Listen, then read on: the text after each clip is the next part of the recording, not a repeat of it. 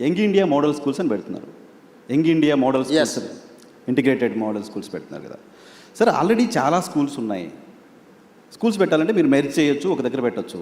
Schools కట్టడం అనేది కార్యక్రమంగా ఎందుకు ఉండాల్సిన అవసరం ఉంది? స్కూల్ బిల్డింగ్స్ మళ్ళీ కట్టాల్సిన అవసరం ఎందుకు ఉంటుంది? ఎడ్యుకేషన్ సిస్టంలో కదా చేంజెస్ రావాలి. నర్సింగ్ చాలా మంచి క్వశ్చన్ అడిగినావు. దాదాపుగా 6 లక్షల పైచిలకి 7 లక్షల గ్రామాలు ఉన్నాయి భారతదేశంలో. స్వతంత్రం వచ్చినప్పుడు నిరక్షరాస్యతనే మనకు పెద్ద సమస్య. ఆ రోజు మొదటి ప్రధానమంత్రి 2 పాలసీలు తీసుకున్నారు. ఒకటి, కరువు కాటకాలతో ఆకలితో దేశ ప్రజలు చచ్చిపోతుంటే బురద మట్టి దీని బతికే రోజులు స్వతంత్రం వచ్చినప్పుడు. చదువులేని నిరక్షరాస్యత ఉన్నప్పుడు మొదటి ప్రధానమంత్రి 2 పాలసీస్ తీసుకున్నాడు. ఒకటి ఎడ్యుకేషన్, 2 ఇరిగేషన్. ఎడ్యుకేషన్ ఆయన తీసుకున్నాడు కాబట్టి ఈరోజు దేశ స్థాయిలో ఉన్న పెద్ద పెద్ద ఇన్స్టిట్యూషన్స్, ఐఐటీలు, ఐఐఎంలు, లేకపోతే ఈరోజు పెద్ద యూనివర్సిటీలు అన్నిటిని కూడా పండిత్ జవహర్లాల్ నెహ్రూ గారు ఎస్టాబ్లిష్ చేసిండ్రు. కాబట్టే ఈ దేశంలో చదువు వచ్చి ప్రపంచానికి మనం జ్ఞానాన్ని పంచగలుగుతున్నాం.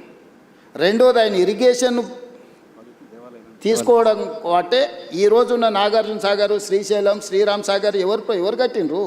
పండిత్ జవహర్లాల్ నెహ్రూ కట్టిండు. కాలువలు ఉన్న కాలువలలో పూడికని కూడా మనం తీయలేకపోతున్నాము. బాక్రానంగాలు ఎవరు కట్టారు? భారతదేశంలో ఈరోజు ఒకప్పుడు కరువుతో తినడానికి తిండి లేని క్రమంలో ఎసెన్షియల్ కమాడిటీ యాక్ట్ తీసుకొచ్చి ఎవడైతే అక్రమ నిల్వలు పండించిన పంటలు పెడితే వాడిని direct prevention of detention act కింద, పీడీ యాక్ట్ కింద పెట్టడానికి చట్టాలు తీసుకొచ్చారు. ఆ రోజు తీవ్రమైన నేరం. అక్కడి నుంచి ఈరోజు సర్ప్లస్ ప్రపంచ దేశానికి ఎగుమతి చేసి ఈరోజు మిగులు ఆహార పదార్థాలు అంటే ఇంకొక 10 సంవత్సరాలకు జరిపే ఆహారపు ధాన్యాలు నిల్వ మన దగ్గర ఉన్నాయి. ఈరోజు పండించిన పంట కొనడానికి కూడా ప్రభుత్వాలు ముందుకు రాలేనంత పంట ఈరోజు ఉత్పత్తి అవుతుంది. ఎక్కడి నుంచి వచ్చింది? ఈరోజు ప్రపంచ దేశాలకు మనం ఎక్స్పర్ట్స్ని ఎక్స్పోర్ట్ చేస్తున్నాం, లేకపోతే ఎక్స్పర్ట్స్ ఇతర దేశాలకు వెళ్ళి మనం చాలా రకాలుగా పనిచేస్తున్నాం, లేకపోతే ఇక్కడ ఉత్పత్తి చేసిన వాటిని ఎక్స్పోర్ట్ చేస్తున్నాం. అంటే ఎందుకు? ఆ ఎడ్యుకేషన్ ఫిలాసఫీని, పాలసీని first prime minister of India adopt చేసుకున్నాడు కాబట్టి, ఎడ్యుకేషన్ అండ్ ఇరిగేషన్ ఒక పాలసీ కింద తీసుకున్నాడు కాబట్టి ఫస్ట్ రిఫార్మ్స్ అక్కడ జరిగినాయి. సెకండ్ రిఫార్మ్స్ ఇందిరాగాంధీకి వచ్చినప్పుడు వెల్ఫేర్ అండ్ సోషల్ జస్టిస్ కింద కానీ రాజభరణాలు రద్దు చేయడం కానీ, ఎస్సీ ఎస్టీ రిజర్వేషన్ నుంచి మొదలు పెడితే ప్రతి ఒక్కరికి ఆమె సెకండ్ రిఫార్మ్స్లో అవి తీసుకొచ్చింది కాబట్టి, థర్డ్ రిఫార్మ్స్లో పివి నరసింహారావు గారు, మన్మోహన్ సింగ్ గారు లిబరలైజేషన్, ప్రైవేటైజేషన్, గ్లోబలైజేషన్ 3 స్టేజెస్లో ఈ దేశాన్ని అభివృద్ధి పదం వైపు వాళ్ళు నడిపించారు. కాబట్టి ఈరోజు పివి నరసింహారావు గారు, మన్మోహన్ సింగ్ గారు తీసుకున్న నీ విధానాల వల్ల ఇక్కడ నువ్వు పోతే మైక్రోసాఫ్టా, ఇన్ఫోసిసా, విప్రోనా, నువ్వు you name it, any company, global fortune 500 companies ఈరోజు హైదరాబాద్కు రాగలిగినాయి. హైటెక్ సిటీ అనేది ఈరోజు నువ్వు గొప్పగా చెప్పుకుంటున్నావు, కానీ అది ఎవరి ఆలోచన, ఎవరి విధానము? ఈరోజు ఈ దేశంలో ఉన్న పాలసీస్ని ఎవరు తీసుకొచ్చిండ్రు? అటువంటి పాలసీస్తో పోలుస్తారా మీరు పెడుతున్న స్కూల్స్ని? ఎస్, డెఫినెట్గా. ఈరోజు నేను చెప్పేది ఏంటంటే, ఆ రోజు రవాణా సౌకర్యాలు లేవు, గ్రామాలకు వెళ్ళలేని పరిస్థితి. ఏ ఊర్లో ఉన్నోళ్ళు ఆ ఊర్లోనే ఉన్నప్పుడు ఆ తండకో, గూడానికో, మారుమూల పల్లెకో మనం విద్యను తీసుకెళ్ళాం. ప్రతి గ్రామంలో సింగిల్ టీచర్ స్కూల్ ఉండాలని, ప్రతి 2 కిలోమీటర్స్కి అప్పర్ ప్రైమరీ స్కూల్ ఉండాలని, ప్రతి 3 కిలోమీటర్స్కి ప్రైమరీ స్కూల్ ఉండాలని, అదేవిధంగా ప్రతి 5 కిలోమీటర్స్కి హై స్కూల్ ఉండాలని, ప్రతి 10 కిలోమీటర్స్కి హై స్కూల్ ఉండాలని, ప్రతి మండలంలో జూనియర్ కాలేజ్ ఉండాలని, ప్రతి నియోజకవర్గంలో డిగ్రీ కాలేజ్ ఉండాలని, ప్రతి రెవెన్యూ డివిజన్లో ఇంజనీరింగ్ కాలేజ్ ఉండాలని, ప్రతి డిస్టిక్లో మెడికల్ కాలేజ్ ఉండాలి.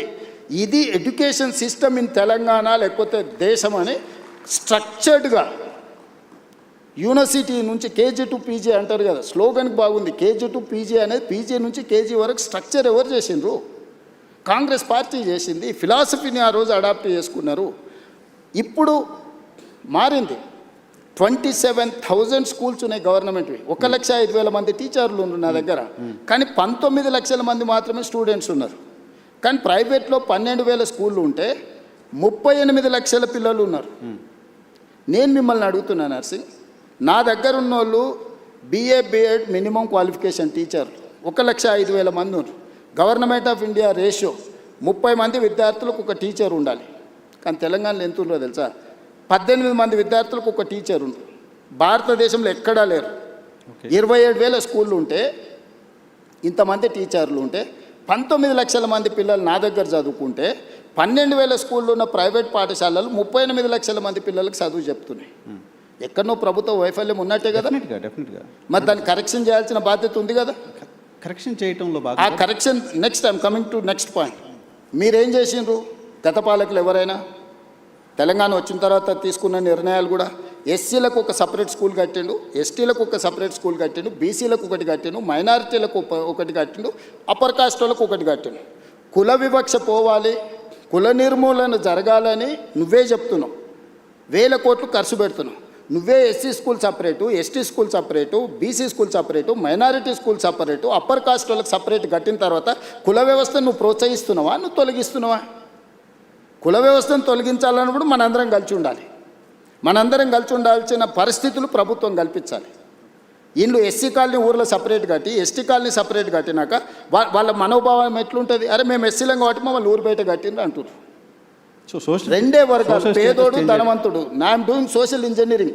ఈరోజు నేను ప్రతి నియోజకవర్గంలో ఇచ్చిన యంగ్ ఇండియా ఇంటిగ్రేటెడ్ స్కూల్లో 500 మంది ఎస్సీలు ఉంటారు, 500 మంది ఎస్టీలు ఉంటారు, 500 మంది బీసీలు ఉంటారు, 500 మంది మైనారిటీలు ఉంటారు, 500 మంది అప్పర్ కాస్ట్ ఉంటారు.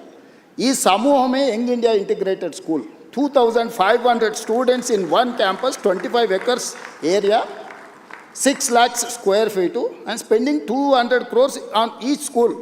100 స్కూళ్ళ మీద 20,000 కోట్లు ఖర్చు పెట్టి ఈరోజు మీరు మార్కెట్లో చెప్పుకుంటున్న కార్పొరేట్ స్కూల్స్ ఉన్నాయి కదా, నెక్స్ట్ డిసెంబర్ తర్వాత అంటే వచ్చే సంవత్సరం ఈ 27 డిసెంబర్ తర్వాత ఈడున్నోళ్ళని కాదు, ఈ దేశంలో ఉన్న వాళ్ళందరూ నేను కట్టే యంగ్ ఇండియా ఇంటిగ్రేటెడ్ స్కూల్స్కు తీసుకెళ్తా. నర్సరీ టు 12th క్లాస్ వరకు నేను అందించే ఎడ్యుకేషన్. నేను బ్రేక్ఫాస్ట్ ఇవ్వబోతున్నా, లంచ్ ఇవ్వబోతున్నా, ఈవినింగ్ స్నాక్స్ ఇవ్వబోతున్నా. రెసిడెన్షియల్ స్కూళ్ళ వల్ల ప్రమాదం ఒకటి తెలుసా నర్సింగ్? ఒకప్పుడు ఒక కుటుంబం 5-6 మంది పిల్లలు ఉండేది. ఓరిద్దరు పిల్లలు చదువుకోవడానికి పోయినా ఓరిద్దరు తల్లిదండ్రుల దగ్గర ఉండేది. ఇప్పుడు ఒక్కటి లేక 2 పిల్లలు ఉంటే ఆ పిల్లల్ని హాస్టల్లో వేస్తే భార్యాభర్తల మధ్య పొంతన ఉండట్లేదు, పిల్లలకు దూరం ఉంటారు.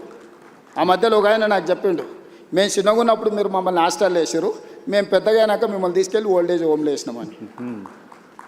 ఎక్కడుంది ఒక హ్యుమానిటీ, ఒక హ్యూమన్ కనెక్షన్ ఎక్కడుంది? మానవ సంబంధాలు తెగిపోతున్నాయి, మానవ విలువలు పడిపోతున్నాయి. దీన్ని రిస్టోర్ చేయాల్సిన బాధ్యత పాలకుడిగా నా మీద లేదా? నేను గ్రామాలలో చూసిన భార్యాభర్తలకు పిల్లలు స్ట్రెస్ బస్టర్స్.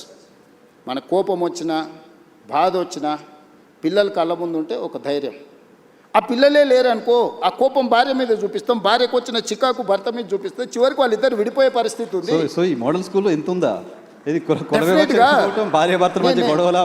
సీరియస్గా నేను సోషల్ కాన్సిక్వెన్సెస్ చెప్తున్నా నర్సింగ్. నేను గ్రామం నుంచి వచ్చిన, నాకు తెలుసు నా దగ్గరికి ఎంతమంది. సో ఇప్పుడు బుర్రలేని వాళ్ళకు టెండర్ పిలిచే 200 రూపాయల కాంట్రాక్టే కనిపిస్తాయి, ఎందుకంటే వాళ్ళకు కమిషన్లే కనిపిస్తుంటాయి. అందులో 20,000 కోట్లు పిలిచిందంటే 10% తీసుకున్నా కూడా 2,000 వేసేసినట్టే ఉండాలి. అది దొంగల బుద్ధి. అదే బిల్డింగ్స్ అవసరం ఏంటి? నర్సింగ్ ఇప్పుడు సైబర్ క్రైమ్ ఒకటి ఉండనుకో, వానికి యాక్సెస్ దొరకగానే ఈ ఖాతాలో ఎంత ఉంది, ఎంత కొట్టేయచ్చు అని వాళ్ళు లెక్కలు వేసుకుంటాడు. గంజాయి అమ్ముకునేటోడు కాలేజీలో 5,000 మంది పిల్లలు ఉంటే 5,000 మంది ఉంటే 2,000 మందికి అలవాటు చేస్తే ఇంత బిజినెస్ చేయొచ్చు అని వాడు అనుకుంటాడు. బ్లాక్లో టికెట్లు అమ్ముకునేటోడు సినిమా థియేటర్ దగ్గర ఎక్కువ జనాలు కనిపిస్తే ఒక 100 టికెట్లు బ్లాక్లో అమ్ముకుంటే చేయొచ్చు ఈరోజు మంచి బిజినెస్ అని వాడు అనుకుంటాడు. టెండర్లు ఇచ్చి కమిషన్లు కొట్టేస్తాడు, దాని వాల్యూ చేసేసి లెక్క కట్టేసి వాడు కమిషన్లు వెనక్కి లెక్కేస్తాడు. నర్సింగ్ రేవంత్ రెడ్డి దగ్గరకు వచ్చి నీకు ఇది ఇస్తే ఈ పని చేయని అడిగే ధైర్యం ఇంతవరకు ఎవరు చేయలే, ఎవరు లోపలికి కూడా రాలే. ఓకే, మీరు ఎడ్యుకేషన్ శాఖను కూడా మీ దగ్గర పెట్టుకోవడం వెనక రీజన్ ఇదేనా? నేను పర్సనల్గా దాన్ని పట్టాలు ఎక్కియాలి అనేది నా. ఇప్పుడు చాలామంది ఏం కోరుకుంటారు? రెవెన్యూ కోరుకుంటారు, ఫినాన్స్ కోరుకుంటారు, డిఫరెంట్ మినిస్టర్స్ కోరుకుంటారు కదా. ముఖ్యమంత్రి ఏ శాఖ అయినా నేను నా వద్ద పెట్టుకోవచ్చు కదా. ఏం పెట్టుకున్నా? అర్బన్ ఇన్ఫ్రాస్ట్రక్చర్ చేయాలనుకున్నా, మున్సిపాలిటీ పెట్టుకున్నా, స్ట్రక్చర్డ్గా డిజైన్ చేయాలి. ఎడ్యుకేషన్, ఈ సమాజాన్ని పునర్నిర్మించాలనే కోరిక నాకుంది. దీన్ని ఎవరి దగ్గర పెట్టినా కూడా అది నేను అనుకున్న లక్ష్యం దిశగా పోదో అని నా దగ్గర పెట్టుకున్నా. ఈ రెండిట్లల్లా నేను రోజుకు 18 గంటలు రివ్యూలు చేస్తున్నాను. ఆఫీసర్లను అడుగు, చచ్చిపోతున్నారు ఆఫీసర్లు. సార్ మేము అంతకుముందు 3 నెలలకు ఒకసారి అట్లా కనిపిస్తే సార్ చెప్పేది 3 గంటలు వింటే మా పని హ్యాపీగా ఉండే సార్, మేము చెప్పాల్సిన అవసరమే లేదు. ఇప్పుడు నువ్వు పిలుస్తున్నావు అంటే మొత్తం తిరిగేసి చదవాల్సి వస్తుంది సార్ అని. సో ఇది డిఫరెన్స్. మీరు మాట్లాడుతుంది చూస్తే అర్థమవుతుంది. నేను ప్రతి ప్రశ్నకి కనీసం 10 నిమిషాలు మాట్లాడుతున్నారు. నాకు టైం 1 అవరే ఉంది. సో ఇంకా చాలా క్వశ్చన్స్ అడగాల్సి ఉన్నాయి. సో మీరు 18 గంటలు రివ్యూ నిర్మిస్తాను ముందుకు వచ్చినప్పుడు నిర్మాణంలో నువ్వు కూడా భాగస్వామి కావాలి. 18 గంటలు రివ్యూ చేస్తున్నారు కాబట్టి అంత నాలెడ్జ్ ఉంటుంది డెఫినెట్గా మీకు.